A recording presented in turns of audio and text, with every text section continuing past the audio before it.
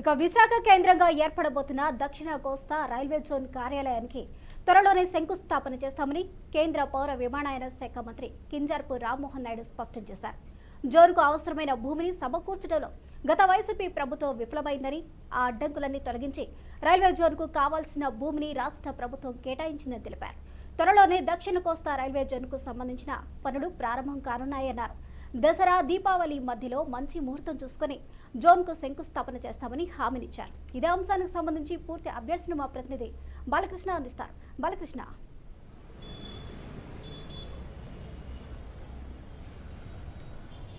Good evening స్వప్న.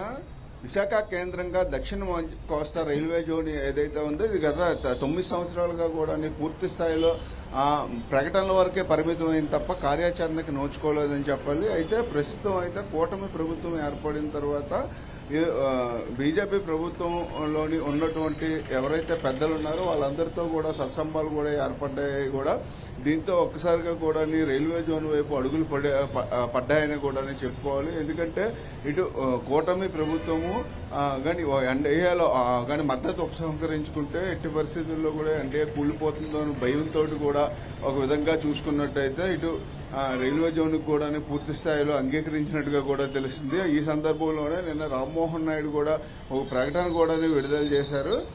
ప్రధానంగా చూసుకున్నట్టయితే త్వరలోనే రైల్వే జోన్కి శంకుస్థాపన చేస్తాము. అంతేకాకుండా ఇక్కడ ముడసల్లో దగ్గర రైల్వే జోన్కి కావాల్సినటువంటి ఏదైతే గతంలో వైసీపీ ప్రభుత్వం ఉన్నప్పుడు రైల్వే జోన్కి కావాల్సినటువంటి భూమిని ఏదైతే అడిగారో ఆ భూమిని ఇచ్చేందుకు కూడా రాష్ట్ర ప్రభుత్వము సముఖంగా ఉండడం, ఆ దిశగా మొత్తం అన్ని అడ్డంకులను తొలగించి భూమి ఇచ్చేందుకు కూడా సిద్ధపడుతుండటంతో వెంటనే రైల్వే జోన్ పనులు ప్రారంభించాలంటూ కూడా రైల్వే శాఖ మంత్రి కూడా స్పష్టం చేయడం జరిగింది. దీంతో ఒక్కసారిగా కూడా రైల్వే జోన్పై మొత్తం అందరికీ కూడా ఆశలు అయితే చిగురించాయని చెప్పాలి. ప్రధానంగా విశాఖ కేంద్రంగా దక్షిణ కోస్తా రైల్వే జోన్ వచ్చినట్టయితే ఇటు ఉత్తరాంధ్రతో పాటు యావత్ ఆంధ్రప్రదేశ్ మొత్తానికి కూడా పూర్తి స్థాయిలో మొత్తం ఉద్యోగ అవకాశాలు, నిరుద్యోగులకు ఉద్యోగ అవకాశాలు వచ్చే అవకాశం ఉంది. ఎందుకంటే 10 సంవత్సరాల నుంచి కూడా రాష్ట్ర విభజన జరిగినప్పటి నుంచి కూడా రైల్వే జోన్ కోసం ఎంతో ఆసక్తిగా నిరుద్యోగులందరూ కూడా ఎదురు చూసే పరిస్థితి కూడా కనిపిస్తుంది. ఈ నేపథ్యంలో ఇప్పుడు రైల్వే జోన్ కార్యాలయాన్ని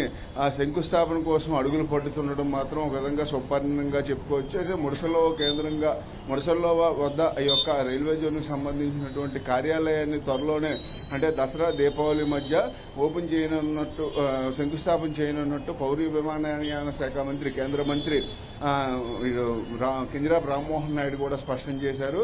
అంతేకాకుండా ఎంపీ భరత్ కూడా దీనిపైన పూర్తిగా కూడా స్పష్టత ఇచ్చే పరిస్థితి కూడా కనిపిస్తుంది. ఈ నేపథ్యంలో ఇటు ఆంధ్రాలోని ఉన్నటువంటి నిరుద్యోగ యువతతో పాటు యావత్ మొత్తం రాష్ట్రం అంతా కూడా తెలుగు రాష్ట్రాల్లో కూడా పూర్తి స్థాయిలో దక్షిణ మధ్య కోస్తా రైల్వే కానీ జోన్ ఏర్పాటు జరిగినట్టయితే ఇటు విశాఖతో ఉన్న సత్సంబంధాలే కాకుండా ఆంధ్రప్రదేశ్లో సత్సంబంధాలు మెరుగుపడడమే కాకుండా ఉద్యోగ అవకాశాలు, అంతేకాకుండా ఆ ట్రాన్స్పోర్టేషన్ కూడా పెరిగే అవకాశం ఉందని ప్రతి ఒక్కరు భావిస్తున్నారు. స్వప్న. థాంక్యూ బాలకృష్ణ.